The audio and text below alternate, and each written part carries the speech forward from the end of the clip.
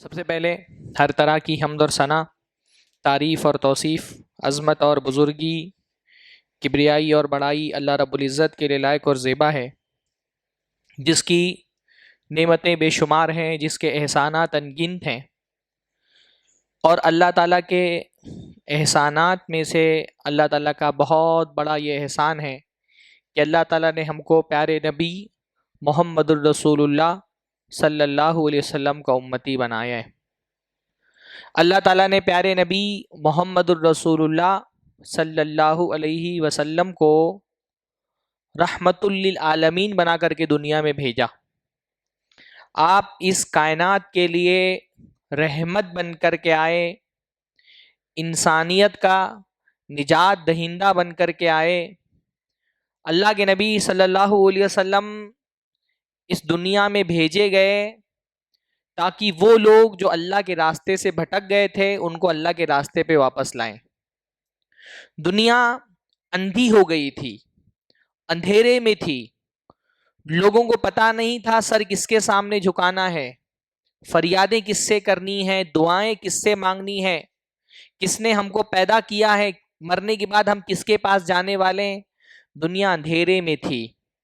اللہ کے نبی صلی اللہ علیہ وسلم آئے تو دنیا میں ہدایت کا سورج طلوع ہوا۔ اللہ کے نبی صلی اللہ علیہ وسلم دنیا میں آئے اسی لیے تاکہ اللہ کے بندے جو اللہ سے دور ہو گئے ہیں، اللہ کا راستہ چھوڑ کر کے جھوٹے معبودوں کے راستوں پر چل رہے ہیں، ان کو واپس اللہ کے راستے پر لے کر کے آئے۔ اللہ کے نبی کی دنیا میں بھیجے جانے کا مقصد یہ تھا، اللہ سے جو اللہ کے بندے بچھڑ گئے ہیں ان کو اللہ تعالیٰ سے جوڑ دینا۔ دنیا میں اللہ کے نبی اسی لیے آئے۔ قُلْ هَٰذِهِ سَبِيلِي أَدْعُو إِلَى اللَّهِ، اللہ کے نبی سے کہا گیا کہہ دیجئے یہ میرا راستہ ہے اور میں دنیا میں کیوں آیا ہوں؟ أَدْعُو إِلَى اللَّهِ، میں لوگوں کو اللہ سے جوڑنے کے لیے آیا ہوں، لوگوں کو اللہ تعالیٰ کی طرف بلاتا ہوں۔ دنیا میں اللہ کے نبی صلی اللہ علیہ وسلم اسی لیے بھیجے گئے۔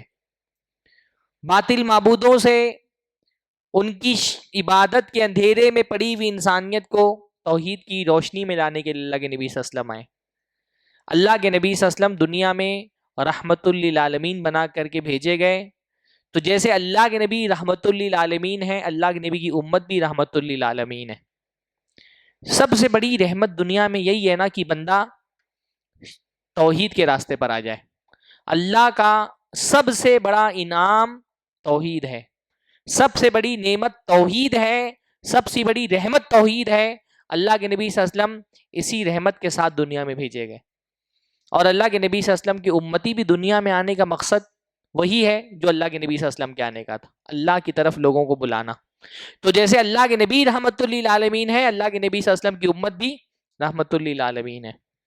جیسے اللہ کے نبی دنیا میں بھیجے گئے، اللہ نے فرمایا انا ارسلناک شاہدا ومبشرا ونذیرا وداعیا الی اللہ باذنہ وسراجا منیرا، کہ اللہ کے نبی صلی اللہ علیہ وسلم ہم نے آپ کو دنیا میں بھیجا ہے شاہد بنا کر کے، لوگوں پر گواہ بنا کر کے، مبشرن خوشخبری سنانے والا بنا کر کے بھیجا ہے۔ دنیا میں آپ کے بھیجے جانے کا مقصد ہے دین پر چلنے والوں کو جنت کی خوشخبری سناؤ۔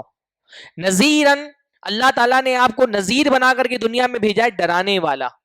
آپ کے دنیا میں بھیجے جانے کا مقصد ہے کہ جو اللہ کے راستے سے بھٹکے ہوئے ہیں ان کو جہنم کی وعید سناؤ۔ وداعیا الی اللہ باذنہ، اور آپ دنیا میں داعی بنا کر کے بھیجے گئے۔ اللہ کے نبی صلی اللہ علیہ وسلم کا منصب یہ تھا کہ اللہ کے نبی داعی تھے، اللہ کے نبی کا عہدہ یہ تھا کہ اللہ کے نبی صلی اللہ علیہ وسلم داعی تھے، اللہ کی طرف بلانے والے تھے۔ اللہ نے نبی صلی اللہ علیہ وسلم کو اس منصب پر اپوائنٹ کیا تھا، وَدَاعِيًا إِلَى اللَّهِ بِإِذْنِهِ وَسِرَاجًا مُنِيرًا، اور آپ ایک روشن چراغ ہیں۔ دنیا شرک کے اندھیرے میں ہے، آپ ان کو توحید کی روشنی میں لانے والے۔ تو نبی دائی، تو نبی کا امتی بھی کیا ہونا چاہیے؟ دائی۔ مجھے آج دعوت کی فضیلت پر گفتگو کرنی ہے، دعوت کی اہمیت پر گفتگو کرنی ہے۔ دعوت کی اہمیت کتنی زیادہ ہے، اس پر اگر میں قرآن کی کوئی آیت پیش نہیں کروں، اللہ کے نبی صلی اللہ علیہ وسلم کی کوئی حدیث پیش نہیں کروں، تو دعوت دین کی اہمیت کو سمجھنے کے لیے کیا اتنی بات کافی نہیں ہے کہ دعوت نبیوں کا کام تھا؟ دعوت کیا ہے؟ نبیوں کا کام ہے۔ دنیا میں انبیاء کیوں آئے؟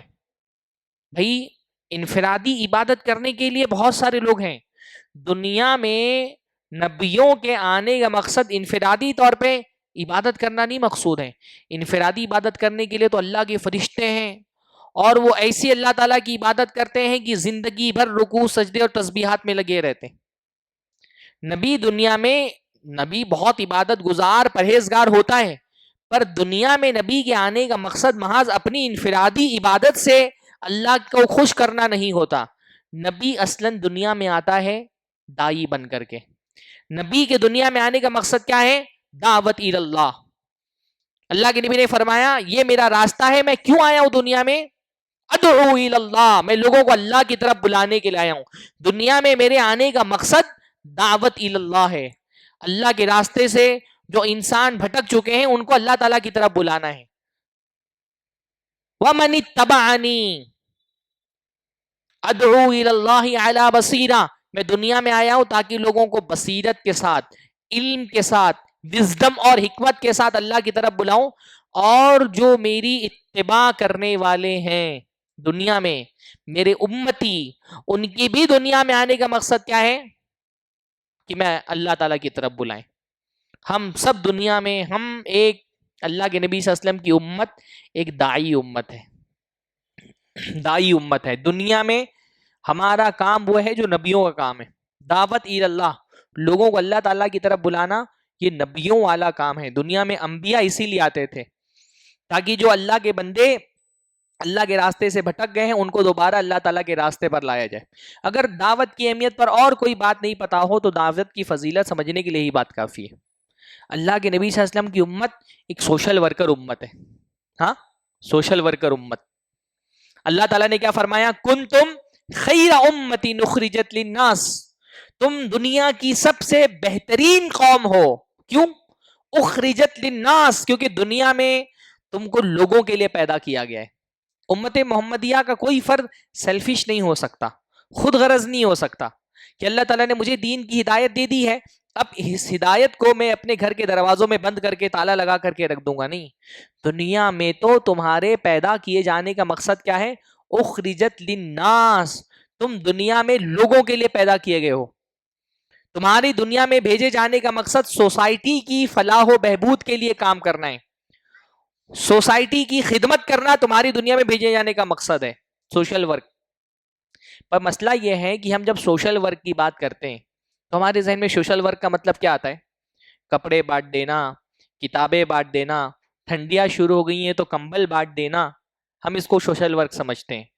دنیا میں سب سے بڑا سوشل ورک کیا ہے؟ ہدایت بانٹنا. اس سے بڑا دنیا میں کوئی سوشل ورک نہیں ہے.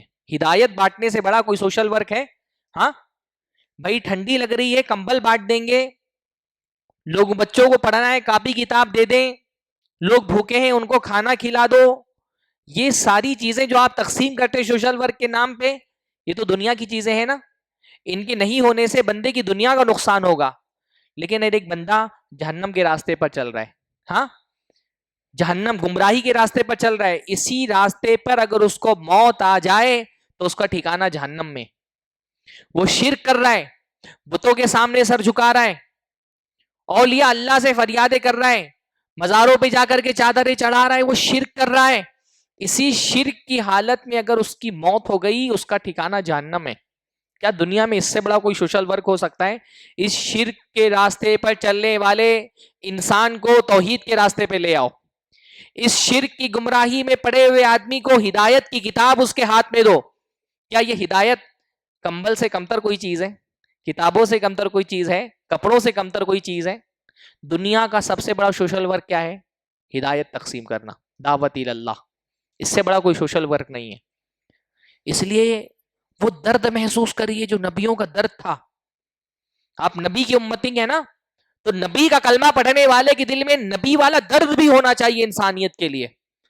امت محمدیہ کا کوئی فرد خود غرض نہیں ہو سکتا کہ مجھے دین کی ہدایت مل گئی, میں توحید پر ہوں, مجھے اللہ تعالیٰ نے صحیح منہج کی ہدایت دے دی ہے, اب میں مطمئن اپنی زندگی سے, اب میری بیوی, میرے بچے, میرا کاروبار, میری تجارت, میرا گھر, میری اپنے خاندان کے لوگ, بس اتنا کافی ہے میرے لیے. نہیں, امت محمدیہ کے ہر فرد کو انسانیت کے لیے ویسا تڑپنا چاہیے جیسے اللہ کے نبی تڑپتے تھے. اگر یہ غم، وہ درد، وہ تکلیف جو اللہ کے نبی صلی اللہ علیہ وسلم کے حصے میں آئی تھی کہ اللہ کے نبی کی نیند اڑ گئی تھی رات کی، اللہ کے نبی صلی اللہ علیہ وسلم گمراہی کے راستے پر چل رہے لوگوں کو دیکھ کر کے بے چین رہتے تھے، اللہ کے نبی صلی اللہ علیہ وسلم کے ٹینشن کا، اللہ کے نبی کی فکر مندی کا عالم یہ تھا کہ اللہ تعالیٰ بار بار قرآن کی آیتیں نازل کر کے نبی کو تسلی دیتا تھا کہ اللہ کے نبی اپنا ٹینشن کم کریے. ہاں، فَلَعَلَّكَ بَاخِعٌ نَفْسَكَ أَلَّا يَكُونُوا مُؤْمِنِينَ. اللہ کے نبی آپ تو لوگوں کی ہدایت کو لے کر کے اتنا فکر مند ہیں، اتنے ٹینشن میں رہتے ہیں، ایسا لگتا ہے اگر لوگ ہدایت پر نہیں آئے تو ٹینشن کی وجہ سے آپ اپنے آپ کو ہلاک کر لیں گے. ایمان کی علامت کیا ہے؟ ایمان کی سب سے بڑی علامت یہ ہے کہ مومن بندہ گناہ کا کام دیکھے گا، اس کو برداشت نہیں ہوگا، آگے بڑھ کر کے ہاتھ سے روکے گا. ہاتھ سے نہیں روک پا رہا ہے، زبان سے منع کرے گا. زبان سے نہیں منع کر پا رہا ہے، کم سے کم دل بے چین رہے گا، دل اس سے راضی نہیں رہے گا. اللہ کے ساتھ شرک ہو رہا ہے، ایمان والے بندے کو کوئی ٹینشن ہی نہیں. اللہ کے ساتھ کفر ہو رہا ہے، ایمان والا بندہ مطمئن بیٹھا ہوا ہے. غیر اللہ کے سامنے سر جھکایا جا رہا ہے، آپ کی توحید کا جذبہ آپ کی دل میں کوئی ہلچل پیدا نہیں کر رہا. بدعتوں کے ذریعے سے اسلام کا چہرہ مسخ کر دیا گیا ہے. سڑکوں پر اسلام کے نام پر جو کچھ ہو رہا ہے اس سے اسلام بدنام ہو رہا ہے، پر آپ کو کوئی فرق ہی نہیں پڑ رہا. تو اللہ کے نبی نے فرمایا ایمان کا سب سے کمزور درجہ کیا ہے کہ کم سے کم دل میں تکلیف ہو. اگر اللہ کے ساتھ شرک ہوتا دیکھ کر کے، کفر ہوتا دیکھ کر، بت پرستی ہوتی ہوئی دیکھ کر، اولیاء پرستی ہوتی دیکھ کر کے، قبر پرستی دیکھ کر کے، بدعات اور خرافات دیکھ کر کے دل بے چین بھی نہیں ہو رہا، کسی طرح کی فکر مندی بھی نہیں ہو رہی، لوگ جہنم میں جا رہے ہیں، شرک پر مر کر کے جہنم کا ایندھن بننے والے ہیں، ان کے لیے کوئی درد دل میں آپ محسوس نہیں کرتے، تو جو ایمان کا چھوٹا سا درجہ ہے نا، اس کا مطلب وہ بھی دل کے اندر نہیں رہ گیا.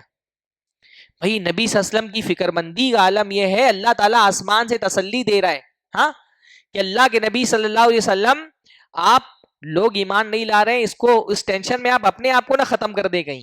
ہاں، بار بار قرآن مجید میں ایک بات کہی جاتی ہے نا، لیس علیک ھداھم، اللہ کے نبی صلی اللہ علیہ وسلم لوگوں کو ہدایت دے دینا آپ کا کام نہیں ہے.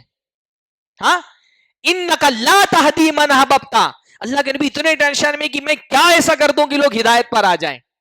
اللہ تعالیٰ کوئی ایسی نشانی ہی نازل کر دے کہ لوگ مجبور ہو جائے اسلام قبول کرنے پر.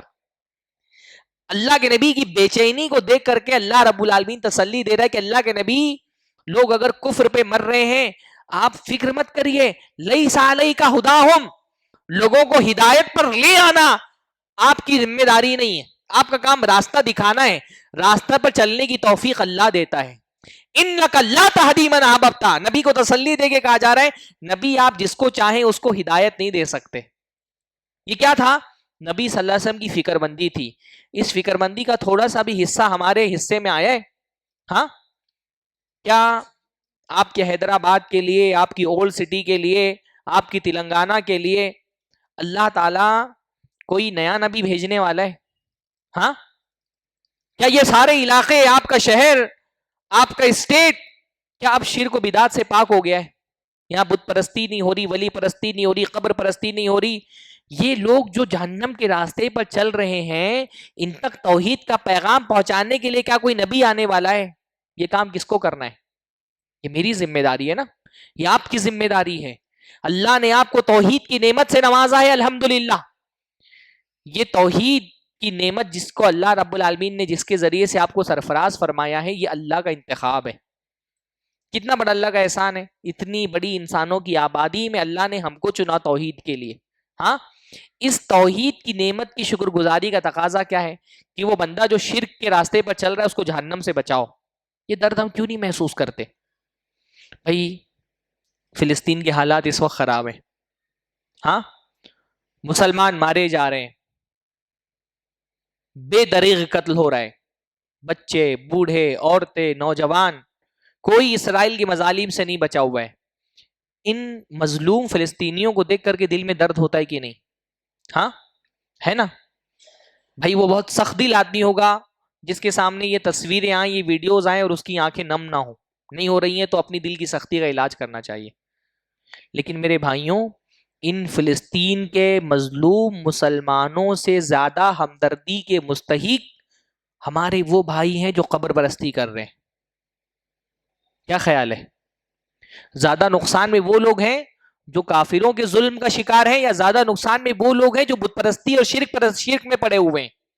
بھائی یہ اسرائیل کے سارے مظالم، ان کے جو نقصانات ہیں، یہ نقصانات صرف دنیا تک محدود ہے نا. انشاءاللہ ان مظالم پر صبر کرنے والوں کے لیے اللہ تعالیٰ نے جنت میں اعلیٰ درجات تیار کر کے رکھے ہیں. اللہ ہمارے بھائیوں کو صبر کی توفیق دے، ظالموں کو نیست و نابود کرے. لیکن یہ ہمارا بھائی جو قبروں پہ جا کر کے فریادیں کر رہا ہے، ولیوں سے جا کر کے دعائیں مانگ رہا ہے، یہ ہماری توجہ کا زیادہ مستحق ہے، کیونکہ یہ اگر اس حالت میں مر گیا یہ جہنم میں جائے گا. یہ دنیا کی آگ قابل برداشت ہے، جہنم کی آگ قابل برداشت نہیں ہے. اس بھائی کو دیکھ کر کے ہمدردی کیوں نہیں ہوتی ہم کو؟ ہاں، یہ بھائی ہماری ہمدردی کا زیادہ مستحق ہے، جو بتوں پہ جا کر کے سر جھکا رہا ہے، جو قبروں پہ جا کر کے چادریں چڑھا رہا ہے، جو ولیوں سے جا کر کے دعائیں مانگ رہا ہے، یہ ہماری ہمدردی کا زیادہ مستحق ہے. یہ اگر اسی حالت میں مر گیا یہ جہنم میں جائے گا. جہنم کی آگ اسرائیل کے بموں کی برسائے ہوئے آگ سے بہت بڑی ہے. اس کے لیے وہ ہمدردی کیوں نہیں محسوس کرتے؟ اللہ کے نبی صلی اللہ علیہ وسلم کی ہمدردی ان لوگوں کے لیے بھی تھی نا جو شرک کر کے رہتے، جو بتوں کے سامنے سر جھکا رہے تھے. اللہ کے نبی صلی اللہ علیہ وسلم نے مکہ کے مشرکین کو خطاب کرتے ہوئے فرمایا، ان مثلی ومثلکم کمثل رجل اوقد نارا، میری اور تمہاری مثال اس آدمی کی طرح جس نے آگ جلائی. کوئی آگ جلائی گئی تو جب آگ جلتی ہے سنسان علاقوں میں تو پتنگے آ کر کے آگ میں کودنا شروع ہوتے ہیں اور آگ میں کود کر کے جل جاتے ہیں. کہ تمہاری مثال ایسے ہی ہے، تم آگ میں کود رہے ہو، یہ شرک کے راستے پر چل رہے ہو، یہ بت پرستی کے راستے پر چل رہے ہو، تم آگ میں کود رہے ہو، تم آگ میں کود رہے ہو، میں تمہاری کپڑ پکڑ کر کے تم کو آگ سے بچا رہا ہوں، تم میرا ہاتھ چھڑا کر کے آگ میں کود رہے ہو. اللہ کے نبی کو فکر مندی تھی کہ یہ لوگ جو شرک کرنے والے، بت پرستی کرنے والے، یہ آگ میں جا رہے ہیں، ان کی کمر پکڑ کر کے ان کو آگ سے بچاؤ. یہ فکر مندی کا تھوڑا سا حصہ بھی ہمارے حصے میں آیا ہے. یہ درد، یہ تکلیف انسانیت کے لیے جو اللہ کے نبی صلی اللہ علیہ وسلم محسوس کرتے تھے، ہم بھی محسوس کرتے ہیں؟ ہم نہیں محسوس کرتے. اللہ کے بندو، دعوت کوئی آپشن نہیں ہے، کرنا ہے تو کرنا ہے، نہیں کرنا تو نہیں کرنا ہے. دعوت ایک کمپلسری عبادت ہے جو ہر مسلمان پہ فرض ہے. اس عبادت کے بغیر نہ دنیا میں بندے کے لیے نجات ممکن ہے، نہ آخرت میں اس کے لیے کامیابی ممکن ہے. دعوت آپشن نہیں ہے کہ چاہو تو کرو، چاہو تو نہیں کرو. دعوت ایک لازم فریضہ ہے. جیسے نماز واجب ہے، جیسے روزہ واجب ہے، جیسے حج واجب ہے، جیسے زکوٰۃ واجب ہے، ویسے ہر آدمی کے پاس جتنی استطاعت ہے اتنی دعوت دینا ہر آدمی پر واجب ہے. اس کے بغیر آخرت میں نجات نہیں ملنے والی. اللہ نے قرآن مجید میں جہاں آخرت کی نجات کا تصور پیش کیا وہاں کیا فرمایا؟ والعصر، قسم ہے زمانے کی، ان الانسان لفی خسر، بے شک ہر انسان خسارے میں ہے، گھاٹے میں ہے، نقصان میں ہے. ہر انسان جو دنیا میں پیدا ہوا ہے خسارے میں ہے. الا الذین آمنوا، سوائے ان لوگوں کے جو ایمان لائے، وعملوا الصالحات، اور نیکی کے اعمال کیے. لیکن صرف ایمان اور عمل صالح سے بندے کو دنیا میں نجات نہیں ملنے والی. وتواصوا بالحق، اللہ تعالیٰ نے جس حق کی ہدایت دی ہے اس حق کی وصیت بھی کی، اس حق کی وصیت کی، اس کی دعوت لوگوں کو دی. ہدایت مل گئی تو ہدایت کو اپنے گھر میں بند کر کے نہیں رکھ لیا، اس ہدایت کو لوگوں تک پہنچایا. ہاں، وتواصوا بالصبر، اور لوگوں کو صبر کی وصیت کی. جہاں پہ بھی دعوت ہوگا وہاں صبر کرنا لازم ہے، بغیر صبر کی دعوت کا راستہ آگے نہیں بڑھتا ہے. تو اللہ تعالیٰ نے آخرت میں خسارے سے بچنے کے لیے صرف اتنا نہیں کہا اپنا ایمان لے آؤ، اپنا عمل صالح کرتے رہو، جنت میں چلے جاؤ گے. نہیں، صرف اپنا ایمان اور عمل صالح بندے کے لیے جنت کے دروازے نہیں کھولتا. ایمان اور عمل صالح کے ساتھ لازمی شرط یہ ہے، اللہ نے جس ہدایت سے آپ کو نوازا ہے اس ہدایت کو اللہ کے بندوں تک پہنچائیے. یہ آپ کی ذمہ داری ہے، اللہ نے آپ پر واجب کیا ہے، اور اس ذمہ داری میں کوتاہی کریں گے آخرت میں خسارہ اٹھانا پڑے گا. ہماری بھی کشتیاں ڈوبیں گی. ہاں جیسے اللہ کے نبی نے بتایا نا کہ بھائی گناہ کرنے والے اور گناہ دیکھ کر کے خاموش رہنے والے، ان کی مثال بہت مشہور حدیث ہے نا، کشتی والوں کی طرح ہے.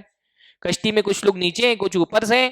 اوپر والے ان کے پاس پینے کا وافر مقدار میں پانی ہے، نیچے والے اوپر پانی مانگنے کے لیے جاتے ہیں تو اوپر والوں کو برا لگتا ہے، تو نیچے والوں نے کشتی میں چھید کرنا شروع کر دیا. اب اگر یہ نیچے والے کشتی میں چھید کریں گے، کشتی ڈوبے گی تو کیا صرف وہی لوگ ڈوبیں گے جو چھید کر رہے ہیں؟ نہیں، کشتی ڈوبے گی تو اس کے ساتھ وہ بھی ڈوب جائیں گے جو کشتی میں چھید ہوتا دیکھ رہے ہیں لیکن خاموش ہیں، وہ بھی ڈوبیں گے. یہ جو شرک کر رہا ہے نا اللہ کا بندہ، یہ کیا کر رہا ہے؟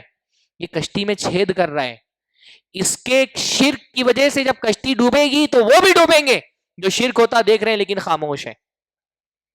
یہ جو بدعتیں کر رہا ہے، یہ جو اسلام کے نام پہ کبھی ماتم کرتا ہے سڑکوں پہ جا کر کے، یہ جو اسلام کے نام پر میلادیں مناتا ہے، جلوس نکال رہا ہے، یہ ڈی جے بجا رہا ہے، یہ ڈانس کر رہا ہے نعت کی آوازوں پر، یہ جو نمازیں چھوڑ کر کے گھر میں بیٹھا ہوا ہے، یہ جو شادیوں میں فضول خرچیاں کر رہے ہیں، یہ لڑکیاں جو بغیر حجاب کے اپنے حسن کی نمائش کر رہی ہیں، یہ جو بدعتیں ہو رہی ہیں، خرافات ہو رہی ہیں، زمین پر اللہ کی نافرمانی ہو رہی ہے، یہ سب کون لوگ ہیں؟ جو کشتی میں چھید کر رہے ہیں. اور جب کشتی میں چھید ہو جائے گا تو صرف یہی نہیں ڈوبیں گے. وَاتَّقُوا فِتْنَةً لَا تُصِيبَنَّ الَّذِينَ ظَلَمُوا مِنْكُمْ خَاصَّةً. اللہ نے فرمایا اس فتنے اور عذاب سے ڈرو جو تم میں سے صرف ظلم کرنے والوں پر نہیں آئے گا. صرف ظالم اللہ تعالیٰ کے عذاب کا شکار نہیں ہوتا. جب ظالم کے ظلم کی وجہ سے، فاسق کے گناہوں کی وجہ سے اللہ کا عذاب آتا ہے تو عذاب کا شکار وہ لوگ بھی ہو جاتے ہیں جو گناہ ہوتا ہوا دیکھ رہے تھے لیکن خاموش تھے. ہم بھی ان گناہوں میں بعض مرتبہ شریک ہو جاتے ہیں. بھائی اللہ رب العالمین کا عذاب صرف زلزلوں کی شکل میں نہیں آتا، صرف طوفانوں کی شکل میں نہیں آتا. اللہ تعالی کا عذاب بعض مرتبہ اس شکل میں بھی آتا ہے کہ اللہ رب العالمین جب بندے اللہ کو کیا گیا وعدہ نہیں نبھاتے، اپنی ذمہ داریاں ادا نہیں کرتے، تو اللہ تعالیٰ ظالموں کو مسلط کر دیتا ہے سروں پر، حکمراں بنا کر کے. اللہ حکمراں بنا کر کے ظالموں کو سر پر مسلط کر دیتا ہے. اللہ رب العالمین نے فرمایا، اللہ کے نبی صلی اللہ علیہ وسلم نے فرمایا، حضرت حذیفہ بن الیمان کی روایت ہے، اللہ مسند احمد کی روایت ہے، اللہ کے نبی نے فرمایا والذی نفسی بیدہ، قسم ہے اس ذات کی جس کے ہاتھ میں میری جان ہے، لتأمرن بالمعروف، تم ضرور بضرور لوگوں کو بھلائی کا حکم دو، نیکی کا حکم دو. سب سے بڑی نیکی کیا ہے؟ توحید.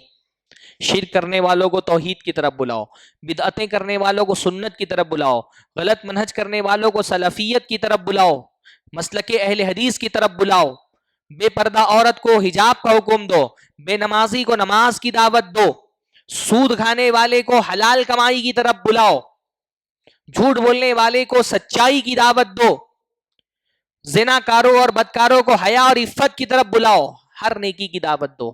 لتأمرن بالمعروف، تم ضرور بضرور لوگوں کو بھلائی کا حکم دو گے، وَلَتَنْهَوُنَّ عَنِ الْمُنْكَرِ، اور لوگوں کو منکر اور برے کاموں سے روکو گے. اور اگر ایسا نہیں کرو گے تو کیا ہوگا؟ أَوْ لَيَبْعَثَنَّ عَلَيْكُمْ قَوْمًا، اگر یہ کام نہیں کرو گے تو اللہ کسی قوم کو تمہارے اوپر مسلط کر دے گا، تمہارا حاکم بنا دے گا. ثُمَّ تَدْعُونَهُ فَلَا يُسْتَجَابُ لَكُمْ، پھر تم دعائیں کرو گے پر تمہاری دعائیں قبول نہیں ہوں گی. ہاں دعائیں کرو گے پر اللہ تمہاری دعائیں نہیں سنے گا. آج چاہے ملکی سطح کے حالات ہوں چاہے عالمی سطح کے حالات ہوں، مظلومیت اور محکومیت مسلمانوں کا نصیب بنی ہوئی ہے. ہاں یہ ملک جہاں پہ ہم نے 900 950 سال حکومت کی ہے، اس ملک میں اب حالت یہ ہے کہ ہمارے دسترخوان میں ہم کیا کھائیں گے کیا نہیں کھائیں گے اس کا فیصلہ بھی دوسروں کے ہاتھ میں. ہمارے دسترخوان میں ہم کیا کھا سکتے ہیں کیا نہیں کھا سکتے یہ بھی فیصلہ ہمارے ہاتھ میں نہیں رہ گیا. ہم سب کے ہاتھ میں بھکاری کا ایک کٹورا ہے. ہاں یہ کٹورا لے کر کے حکومت کے ایوانوں کے سامنے اپنے حقوق کی بھیک مانگ رہے ہیں. ہم یہ سمجھنے کے لیے کیوں نہیں تیار کہ یہ بھی اللہ تعالی کے عذاب کی ایک شکل ہے؟ یہ اللہ کا عذاب ہے، یہ اللہ کا عذاب ہے کہ وہ ملک جہاں پہ 950 سال ہماری حکومت رہی ہے، آج ہم کھٹورا لے کر کے اپنے حقوق کی بھیک مانگ رہے ہیں. اور اس کی وجہ کیا ہے؟ اس کی وجہ ہے لَتَأْمُرُنَّ بِالْمَعْرُوفِ وَلَتَنْهَوُنَّ عَنِ الْمُنکَرِ، اللہ نے بھلائیوں کو حکم دینے اور برائیوں سے روکنے کی جو ذمہ داری ہمارے کندھوں پہ عائد ادا کی تھی، ہم نے وہ ذمہ داری ادا نہیں کی. تو جب بندہ اللہ رب العالمین کے حقوق میں کوتاہی کرتا ہے، اللہ رب العالمین دشمنوں کو اس کے سروں پر مسلط کر دیتا ہے. حدیث میں آتا ہے پھر یہ قومیں تم سے وہ چھین لیں گی جو تمہارا تھا، تمہارے حصے کی چیزیں تم سے چھین لیں گی. ہم دعوت کی بات کرتے ہیں تو لوگ بولتے ہیں بھائی حالات سازگار نہیں. ہاں، دعوت کی شرط حالات کے سازگار ہونے کے ساتھ مشروط نہیں ہے کہ حالات سازگار ہوں گے تو دعوت دی جائے گی، بلکہ اگر حالات ناساز ہو تو اس ناسازگی کی حالت میں دعوت دینا فرض ہے تاکہ حالات سازگار ہو جائیں. ہاں، ہم ملک و ملت میں مسائل کی بات کرتے ہیں، بھائی جب مسائل زیادہ ہوں تو دعوت پر فوکس اور زیادہ ہونا چاہیے، کیونکہ جب اللہ تعالیٰ کے دین کی آپ مدد کرتے ہیں تو اللہ کی مدد نازل ہوتی ہے. اللہ نے کیا فرمایا؟ ان تنصروا اللہ ینصرکم، تم کو اگر اللہ کی مدد چاہیے تم اللہ کی مدد کرو، اللہ کے دین کی مدد کرو گے اللہ تمہاری مدد کرے گا. اگر سیاسی حالات تم کو خراب لگ رہے ہیں تو تم کو اللہ کے دین کی طرف لوٹنا ہے. دعوت سے مسائل حل ہوتے ہیں، حالات سازگار ہوتے ہیں. آپ اللہ کے نبی صلی اللہ علیہ وسلم کی زندگی میں دیکھیں، اللہ کے نبی صلی اللہ علیہ وسلم جب مدینہ میں آئے ہجرت کر کے تو ہمیشہ یہ خوف لگا رہتا تھا کہ مشرکین قریش کے لوگوں میں سے کوئی ٹکڑی یا کوئی فرد اچانک اللہ کے نبی صلی اللہ علیہ وسلم کے گھر پر حملہ کر کے اللہ کے نبی کو نقصان پہنچا سکتا ہے. تو اللہ کے نبی صلی اللہ علیہ وسلم کے گھر کے باہر مدینہ میں پہرا ہوتا تھا. صحابہ کرام مستقل رات میں پہرا دیتے تھے کہ کوئی اللہ کے نبی صلی اللہ علیہ وسلم کو نقصان نہ پہنچا سکے. اللہ نے قرآن مجید میں آیت نازل فرمائی وَبَلِّغْ مَا أُنزِلَ إِلَيْكَ مِن رَبِّكَ وَإِن لَّمْ تَفْعَلْ فَمَا بَلَّغْتَ رِسَالَتَكَ. اللہ کے رسول صلی اللہ علیہ وسلم، اللہ نے جو دین کا پیغام آپ کو دیا ہے وہ پیغام لوگوں تک پہنچائیے، اور اگر یہ کام آپ نے نہیں کیا تو آپ نے اپنے رسول ہونے کا حق ادا نہیں کیا. وَاللَّهُ يَعْصِمُكَ مِنَ النَّاسِ، اور اگر آپ تبلیغ اور دعوت کی ذمہ داری ادا کر رہے ہیں، آپ کی حفاظت کرنا اللہ کے ذمے ہے، اللہ آپ کو لوگوں سے بچائے گا. جب کوئی قوم یا فرد اللہ تعالیٰ کے راستے میں نکل کر کے اللہ کے دین کی دعوت کا کام کرتی ہے، اس کی حفاظت کرنا، لوگوں کے شرر اور لوگوں کے فتنوں اور لوگوں کی سازشوں سے بچانا اس کو کس کا کام ہے؟ اللہ کا کام ہے. اللہ نے ذمہ لیا واللہ یعصمک من الناس، لوگوں سے آپ کی حفاظت کرنے کی ذمہ داری اللہ تعالیٰ کی ہے. جب یہ آیت نازل ہوئی اللہ کے نبی صلی اللہ علیہ وسلم نے اپنے دروازے سے پہرے داروں کو ہٹا دیا، کہ اب اللہ نے میری حفاظت کی ذمہ داری لے لی ہے، اب تم کو پہرا دینے کی ضرورت نہیں ہے. اگر ہم کو لگتا ہے کہ ہمارے ملک میں حالات سازگار نہیں ہیں، اگر ہم کو یہ لگتا ہے کہ ہمارے خلاف غیر قوم کے لوگ سازشیں کر رہے ہیں، تو ہمارا کام یہ ہے کہ دعوت کے کام میں اور زیادہ سرگرمی پیدا کریں، تحریک لائیں اور زیادہ ذمہ داری کے ساتھ دعوت کا کام کریں. اس دعوت کی ذمہ داری کے ساتھ انشاءاللہ تعالی اللہ تعالیٰ کی نصرت نازل ہوگی. ملک میں اگر سیاسی حالات خراب ہیں تو سیاسی حالات کو درست کرنے کا راستہ دعوت ہے. آپ دعوت کا کام کریں، سیاسی حالات انشاءاللہ تعالی اللہ تعالیٰ آپ کے حق میں بہتر فرما دیں گے. اللہ تعالیٰ کے عذاب سے حفاظت اگر چاہیے تو دعوت کا کام کریں. تو دعوت کوئی آپشن نہیں ہے کہ چاہے تو کریں چاہے تو نہیں کریں. دعوت ہر مسلمان کی ذمہ داری ہے. اب دعوت کا مطلب صرف یہ نہیں ہوتا ہے کہ بھئی تقریر کرنا، مضمون لکھنا. ہر آدمی، دیکھیے دعوت کے بنیادی طور پہ 2 مراحل ہوتے ہیں، اس کو سمجھنا بہت ضروری ہے. بہت سارے لوگ کہتے ہیں، سمجھتے ہیں کہ دعوت تو صرف علماء کا کام ہے. بھئی دعوت کے 2 لیول ہوتے ہیں بنیادی طور پہ. ایک ہے دین کی بیسک چیزوں کی طرف دعوت دینا. بھئی ایک آدمی شرک میں پڑا ہوا ہے، اس کو توحید کی طرف بلانا ہے. کیا ایک مشرک آدمی کو توحید کی دعوت دینے کے لیے آپ کو عالم ہونا ضروری ہے؟ ہاں، ایک قبر پرست کو توحید پر کنونس کرنے کے لیے کیا آپ کو مدرسے کی سرٹیفکیٹ کی ضرورت ہے؟ نہیں نا. دین کی بیسک چیزیں، وہ معروف چیزیں جن کا معروف ہونا بالکل واضح ہے، وہ منکر چیزیں جن کا منکر ہونا بالکل واضح ہے، ان کو دعوت کے میدان میں موضوع بنانے کے لیے آپ کو کسی عالم کی سند کی ضرورت نہیں ہے. بھئی ایک آدمی شرک کر رہا ہے، اس کو توحید کی دعوت دینا ہے. کفر کر رہا ہے، اس کو ایمان کی دعوت دینا ہے. بدعتیں کر رہا ہے جن کا بدعت ہونا بالکل واضح ہے، ان کو سنت کی اتباع کی طرف بلانا ہے. ایک آدمی نماز نہیں پڑھتا, اس کو نماز کی دعوت دینا ہے. کیا اس کے لیے عالم کی سند کی ضرورت ہے؟ بیسک دین کی وہ چیزیں جن کا معروف ہونا بالکل واضح ہے, ان کی طرف بلانے کے لیے عالم ہونا شرط نہیں ہے. ہاں, آپ کا پڑوسی نماز نہیں پڑھتا تو کیا اس کو نماز کی دعوت دینے کے لیے پہلے آپ کو مدرسے سے جا کر کے 8 سال کا کورس کر کے فراغت کے بعد عالم بنیں گے تب ضروری ہوگا کہ اس کو نماز کی طرف بلائیں؟ نہیں نا. بہت سارے لوگ بولتے ہیں نہیں دعوت تو فرض کفایہ ہے اور صرف علماء کا کام ہے. نہیں, بیسک جو دین کی دعوت ہے اس دعوت کے لیے کسی کا عالم ہونا شرط نہیں ہے, وہ ہر مسلمان پہ فرض ہے. توحید کی دعوت دینا, بے نمازی کو نماز کی طرف بلانا, کوئی روزہ نہیں رکھتا ہے تو اس کو روزے کی دعوت دینا. بہنیں بھی ہماری سن رہی ہیں نا. ہاں, کوئی عورت ہے بے حجاب ہے, نقاب نہیں پہنتی, تو اب کیا اس کو نقاب کی طرف اور حجاب کی طرف دعوت دینے کے لیے میری بہن کو پہلے جا کے مدرسے میں داخلہ لے کر کے 9 سال کا کورس کرنا پڑے گا؟ نہیں. جن چیزوں کا معروف ہونا بالکل واضح ہے ان کی طرف بلانے کے لیے آپ کو عالم ہونا شرط نہیں ہے. ایسے ہی جن چیزوں کا منکر ہونا بالکل واضح ہے, ہاں بھائی شرک دنیا کا سب سے بڑا منکر اور گناہ ہے, ان کا گناہ ہونا بالکل واضح ہے. اب ایک آدمی شرک کر رہا ہے, بت کے سامنے جا کر کے سر جھکا رہا ہے, یہ قبر پہ جا کر کے چادر چڑھا رہا ہے, مزار پہ جا کر کے دعائیں مانگ رہا ہے, اب کیا اس کو شرک سے روکنے کے لیے میرے پاس مدرسے کی سند ہونی چاہیے, عالمیت کی ڈگری ہونی چاہیے؟ نہیں. ایک آدمی اس کو سود کھاتا ہے یا جوا کھیل رہا ہے یا بدکاری میں مبتلا ہے, حرام ریلیشن کے اندر ہے, اب اس کو اس زنا سے روکنے کے لیے کیا پہلے میرے پاس عالمیت کی سند ہونی چاہیے؟ نہیں.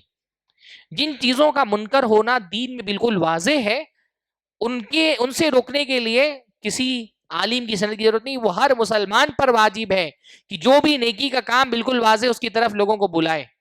اللہ کے نے فرمایا من رآ منکم منکرن فلیغیرہ بیدہ, تم میں سے جو کوئی برائی کا کام دیکھے سب سے پہلے اس کو اپنے ہاتھ سے روکے. کیا اللہ کے نے فرمایا تم میں سے جو عالم برائی کا کام دیکھے اس کو ہاتھ سے روکے؟ ایسا کہا ہے؟ ہاں, ہر امتی کے بارے میں کہا نا, صرف علماء سے نہیں کہا گیا, ہر امتی کے بارے میں کہا گیا کہ جو بھی امتی کوئی گناہ کا کام دیکھ رہا ہے پہلے اپنے ہاتھ سے روکے. ہاتھ سے نہیں روک سکتا ہے زبان سے روکے, زبان سے نہیں روک سکتا ہے تو کم سے کم اس کو دل میں برا جانے. تو بیسک جو دعوت کا کام ہے اس کے لیے عالم ہونا شرط نہیں ہے. لیکن دعوت کا ایک لیول ہے جہاں ایک انسان مرجع بن جاتا ہے, جہاں دین کے ان مسائل میں گفتگو کرنی ہوتی ہے جن کا تعلق گہری فقہ سے ہے, سمجھ سے ہے, فتوے دینا ہے, حدیثوں پر حکم لگانا ہے, جدید مسائل میں اجتہاد کرنا ہے. ظاہر سی بات ہے ہر کسی کے بس کی بات نہیں ہے. مرجع بننا ہے جہاں کوئی مسئلہ ہو تو لوگ آپ سے آ کر کے سوال کریں, آپ قرآن و سنت کی روشنی میں اجتہاد کر کے جواب دیں. ہر آدمی کی بس کی بات نہیں. اس کے لیے پھر وہ لیول چاہیے علم کا جس لیول پہ پہنچنے کے بعد ہم کسی کو عالم تھے. تو دعوت کا مقصد یہ بھی نہیں ہونا چاہیے کہ ہم میں ہر آدمی مفتی بن جائے, فتوا دے, ہاں اجتہادات کرے, اپنی مرضی سے قرآن مجید کا ترجمہ کرے, اپنی مرضی سے حدیثوں کی تشریح کرنے لگے, اور اس کے پاس دین کا علم نہیں پھر بھی ممبر پہ کھڑے ہو کر کے خطبے دینے لگے, اسٹیج بنا کر کے لوگوں سے بولے ڈیئر ٹو آسک, ہمت ہے تو مجھ سے پوچھو. یہ دعوت نہیں ہے. اس لیول تک کے کام کرنے کے لیے وہ ضرورت ہے علم کی جہاں پہنچ کر کے ایک بندہ عالم دین کہلاتا ہے, جہاں وہ مرجع بن جاتا ہے. تو ہمارے ہاں یہ بہت بڑا مسئلہ ہے کہ لوگ اس لیول کا فرق نہیں سمجھتے. یا تو ایک ایکسٹریم میں یہاں چلے جاتے ہیں کہ بھائی دعوت کا سارا کام کرنا علماء کی ذمہ داری ہے, ہم بس اپنا دین پر عمل کریں گے. یا تو اس ایکسٹریم میں چلے جاتے ہیں کہ جس بندے کو صحیح سے قرآن کا ایک صفحہ پڑھنے کے لیے نہیں آتا وہ ممبر پہ کھڑے ہو کر کے خطبہ دے رہا ہے, وہ اسٹیج پہ کھڑے ہو کر کے فقہی مسائل بیان کر رہا ہے, اجتہادات کر رہا ہے, اپنی مرضی سے قرآن کے ترجمے کر رہا ہے. معاملہ دونوں کے بیچ کا ہے. بیسک چیز کی دعوت دینا ہر مسلمان کی ذمہ داری ہے, اور ایک جو پرو لیول کی دعوت ہے وہ صرف علماء کا کام ہے. تو یہ فرق کرنا ضروری ہے.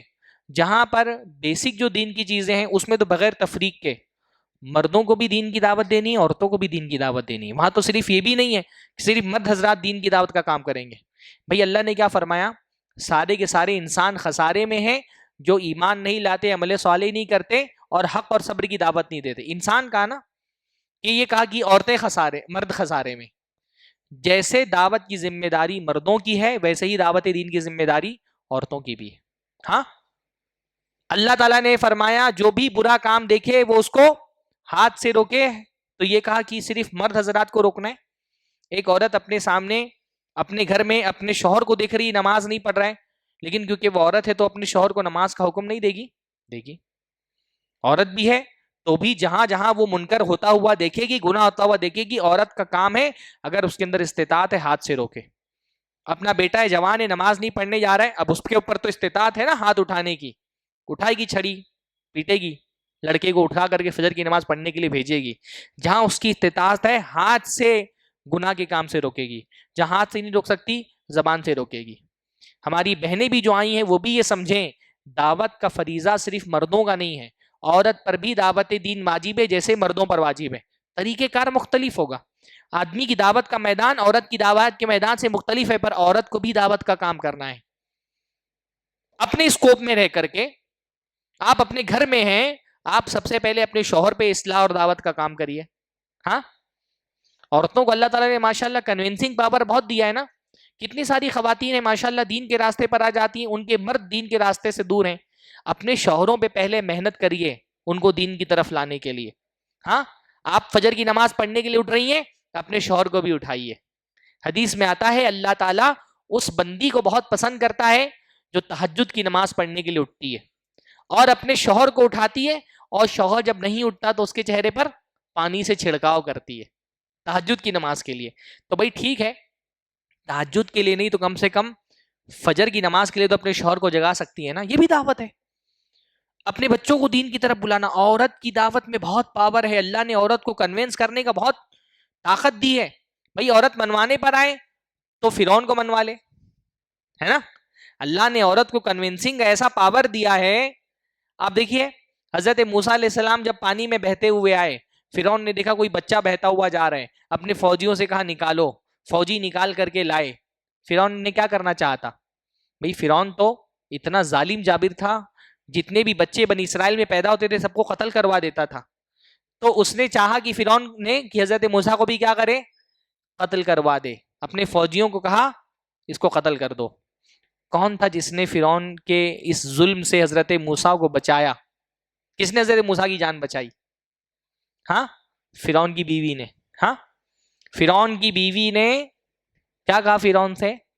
لا تقتلہ، اس کو قتل مت کرو. ہاں، عسیٰ ان ینفعنا او نتخذہ ولدا، اس کو چھوڑ دو، ہو سکتا ہے کہ یہ بڑا ہو کر کے ہم کو فائدہ پہنچائے یا اپنا بیٹا اس کو بچا لے. آپ سوچئے فرعون جیسا ظالم و جابر جس پر حضرت موسیٰ کی بڑی بڑی نصیحتیں انصر انداز نہیں ہوئی، بیوی کے سامنے ڈھیر ہو گیا. ہاں، حضرت موسیٰ علیہ السلام کی جان بچانے کے پیچھے حضرت موسیٰ کی زندگی میں خواتین کا رول بہت اہم ہے نا. پیدا ہوئے، والدہ نے پیدا کیا، فرعون نے حکم دے کر کے رکھا تھا فوجیوں کو بنی اسرائیل کے ہر بچے کو قتل کر دیا جائے. ماں تھی نا جنہوں نے پہلے حفاظت کے ساتھ صندوق میں بھر کر کے بچے کو دریائے نیل کے حوالے کر دیا. ماں کا رول کتنا اہم ہے ان کی زندگی میں. پھر اس کے بعد بہن تھی جو پیچھے پیچھے جا رہی تھی دیکھتے ہوئے کہ وہ بہتے ہوئے کہاں جا رہے ہیں، بہن کا رول کتنا اہم ہے. اور پھر فرعون کی بیوی تھی جس نے حضرت موسیٰ علیہ السلام کی جان بچا لی. تو عورت کے پاس اللہ نے کنونس کا پاور دیا ہے. آپ کو اسلامی تاریخ میں ایسی بھی خواتین ملیں گی جن کی دعوت پر ان کے شوہروں نے اسلام قبول کیا ہے. کون ہے؟ کسی خاتون کا نام پتہ ہے آپ کو؟ ہاں، جن کی دعوت پر ان کے شوہر نے اسلام قبول کیا. ہاں ہاں، وہ تو مطلب حضرت عمر کے بارے میں جو روایات ہیں ان روایات کے صحت کے بارے میں اختلاف ہے، لیکن سیرت میں عام طور پہ اس طرح کی روایات بیان کی جاتی ہیں کہ حضرت عمر ابن الخطاب رضی اللہ تعالیٰ عنہ کی اسلام کے پیچھے ان کی بہن کی دعوت تھی. روایت سندن ضعیف ہے لیکن سیرت میں عام طور پہ اس طرح کی روایت بیان کر دی جاتی ہے. صحیح روایت میں ہے، بیویوں کی بات کر رہا تھا میں، رمیثہ ام سلیم رضی اللہ تعالیٰ عنہ. ام سلیم اللہ کے نبی صلی اللہ علیہ وسلم کی بہت عظیم صحابیاں ہیں. کبھی آپ کو موقع ملے تو آپ کسی شیخ سے حضرت ام سلیم کی سیرت پر ایک درس رکھوائیے مسجد میں، خاص طور پہ خواتین کے لیے. ان کی زندگی میں اہل ایمان خواتین کے لیے بہت ساری حکمتیں، بہت پیاری شخصیت تھی. حضرت ام سلیم ان خواتین میں سے ہیں جب اللہ کے نبی صلی اللہ علیہ وسلم معراج پر گئے تو اللہ کے نبی نے کہا فَإِذَا فِيهَا رُمَيْسَا، کہ میں جنت میں گیا تو میں نے دیکھا وہاں پہ رمیسا بھی ہے. جنت کی بشارت ان کو ملی تھی. ام سلیم ان کا نام ہے. ام سلیم کے بیٹے کا کیا نام ہے؟ انس ابن مالک رضی اللہ تعالیٰ عنہ. انس ابن مالک کے والد کی جب وفات ہو گئی تو ابو طلحہ جو کہ کافر تھے انہوں نے حضرت ام سلیم کو رشتہ بھیجا کہ آپ مجھ سے نکاح کر لیں. تو ام سلیم نے کہا مثلک لا یرد، ابو طلحہ آپ جیسے آدمی کا رشتہ ریجیکٹ نہیں کیا جا سکتا، آپ بہت اچھے انسان ہیں، لیکن آپ کافر ہیں اور میں مسلمان ہوں، اور ایک موحد مسلمان عورت ایک مشرک کافر سے نکاح نہیں کر سکتی. تو ابو طلحہ نے کہا کہ میں آپ کو بہت مہر دوں گا، سونے اور چاندی. کہا مجھے سونے اور چاندی مہر میں نہیں چاہیے، آپ اسلام قبول کر لیں وہی میرا مہر ہے. اور ابو طلحہ کو سمجھایا کہ ابو طلحہ آپ جس بت کی عبادت کرتے ہیں فلاں قبیلے کا بڑھئی اس بت کو بناتا ہے، تو کیا کسی حبشی بڑھئی کے بنائے ہوئے بت کا یہ حق ہے کہ اس کی عبادت کی جائے؟ ابو طلحہ نے کہا مجھے سوچنے کے لیے ٹائم دو. ابو طلحہ نے سوچنے کے لیے ٹائم لیا اور اس کے بعد ابو طلحہ نے اسلام قبول کیا. اور حضرت ام سلیم کا مہر کیا تھا؟ حضرت ابو طلحہ کا اسلامی. کہا مجھے اور تم سے مہر میں ایکسٹرا کچھ نہیں چاہیے، یہ تمہارا اسلامی انشاءاللہ تعالی میری مہر ہوگی. دنیا میں اس سے بھی بڑا کوئی مہر ہے ادا کیا گیا ہوگا کبھی؟ ہاں، ان کی دعوت پر ابو طلحہ نے اسلام قبول کر لیا. ایسے کتنے واقعات. اکرمہ ابن ابی جہل، اللہ کے نبی صلی اللہ علیہ وسلم نے جب مکہ فتح کیا، اکرمہ ابو جہل کے بیٹے تھے اور اسلام کے سخت ترین دشمنوں میں سے تھے. ان لوگوں میں سے تھے فتح مکہ کے موقع پر جن کی جان بخشی نہیں کی گئی، کہا ان کو جہاں بھی پاؤ قتل کر دو. تو ابو اکرمہ کو پتا تھا، کیونکہ اکرمہ آخری وقت تک مسلمانوں سے لڑتے رہے تھے. ایون فتح مکہ کے وقت جب مسلمانوں کی فوجیں مکہ میں داخل ہو گئی تب بھی وہ مسلمانوں سے لڑ رہے تھے. جب انہوں نے دیکھا اب اللہ کے نبی کی فوج کا کوئی مقابلہ نہیں کر سکتا، جدہ کی طرف بھاگ گئے، سوچا کہ یمن چلے جائیں گے. تو ان کی بیوی ام ہشام بنت الحکیم وہ اللہ کے نبی کے پاس آئیں اور اللہ کے نبی سے کہا اللہ کے نبی میں اکرمہ کی بیوی ہوں اور آپ اس کے لیے امان لکھ دیجئے، امان دے دیجئے ان کو کہ ان کو قتل نہ کیا جائے. تو امان لکھوا کر کے بھاگ کر کے جدہ گئیں اور وہ کشتی پہ سوار ہو چکے تھے اکرمہ ابن ابی جہل. تو ان کو وہ امان دکھایا، کہا میں ایسے نبی کے پاس سے آ رہی ہوں جو بہت رحم دل، بہت رشتوں کو جوڑنے والا ہے، آپ چلو، آپ کو امان دے دی اس نے. تو اکرمہ اپنی بیوی کی دعوت پر انہوں نے اسلام قبول کر لیا اور اس کے بعد مسلمانوں کے بڑے سپہ سالاروں میں ان کا شمار ہوتا ہے. اس کے بعد جو فتوحات ہوئی ہیں مسلمانوں کی، اس میں اکرمہ ابن ابی جہل نے بہت بڑا کردار نبھایا اسلام کی جو حدود تھے اس کو وسیع کرنے میں اور مسلمانوں کی فتوحات کو دراز کرنے میں. تو مسلمان خواتین ایسی گزری ہیں ان کی دعوت پر، بلکہ آپ دیکھیں گے نبیوں کی زندگی میں بہت بڑا رول خواتین نے ادا کیا ہے. اللہ کے نبی صلی اللہ علیہ وسلم پر پہلی وحی آئی تو تسلی کس نے دی؟ حضرت خدیجہ نے. ہاں، اللہ کے نبی صلی اللہ علیہ وسلم کو اپنے رشتہ دار ورقہ ابن نوفل کے پاس لے کر کے گئیں. اللہ کے نبی صلی اللہ علیہ وسلم کو سنبھالا 10 سال تک کے. اللہ کے نبی صلی اللہ علیہ وسلم کی بعثت کے بعد ذہنی، جسمانی، مالی، ہر طرح کا سپورٹ اللہ کے نبی صلی اللہ علیہ وسلم کو کیا. یعنی مکی زندگی میں حضرت خدیجہ کا اور مدنی زندگی میں حضرت عائشہ کا رول کتنا اہم ہے. ہاں، اللہ کے نبی صلی اللہ علیہ وسلم کی شروع میں سپورٹ کرنے والی حضرت خدیجہ اور آخر میں اللہ کے نبی صلی اللہ علیہ وسلم کے لائے ہوئے دین کی حفاظت کرنے میں حضرت عائشہ کا رول کتنا اہم ہے. تو ہماری بہنیں جو خواتین ہیں ان کو بھی یہ سمجھنا چاہیے، خاص طور پہ ایسے حالات میں جب ارتداد کا فتنہ بہت عام ہے اور اس ارتداد کی فتنے کا شکار سب سے زیادہ مسلمان لڑکیاں ہو رہی ہیں. ایسے وقت میں ہماری بہنیں ان کو دعوت میں اپنا رول ادا کرنا چاہیے.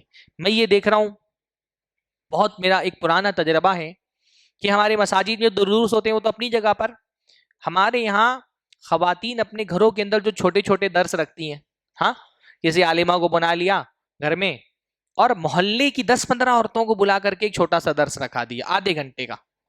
اس درس کا جو امپیکٹ ہوتا ہے نا، بڑی کانفرنسوں کا وہ امپیکٹ نہیں ہوتا، کیونکہ ان دروس میں جو خواتین آتی ہیں نا آس پڑوس کی، ان میں سے بعض قبر پرست ہیں، بعض بدعتی ہیں، بعض ایک دم دین سے دور ہیں، دنیا پرست ہیں، کالج میں پڑھنے والی لڑکیاں ہیں، یہ سب ایسے لوگ جن کو علم سے، علماء سے، دین سے کچھ لینا دینا نہیں ہے. ان تک کے دعوت کا یہ پیغام جو چھوٹے چھوٹے دروس کے ذریعے سے جاتا ہے نا، بڑی بڑی کانفرنسوں سے نہیں. ہماری بڑی بڑی کانفرنسوں میں یہ عورتیں نہیں آتی، ہماری مسجدوں میں نہیں آتی، ہمارے علماء کو نہیں جانتی، ان سے کوئی استفادہ نہیں کرتی.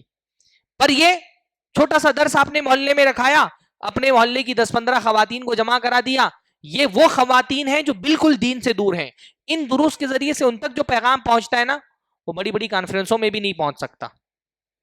یہ آپ کی ذمہ داری ہے ان تک کے دین کی دعوت. اس لیے یہ وہ طبقہ ہوتا ہے نا ان چھوٹے دروس میں جو لڑکیاں آتی ہیں، جو علماء کی بھی ریت سے باہر ہے، بڑے بڑے علماء بھی ان تک نہیں پہنچ پاتے.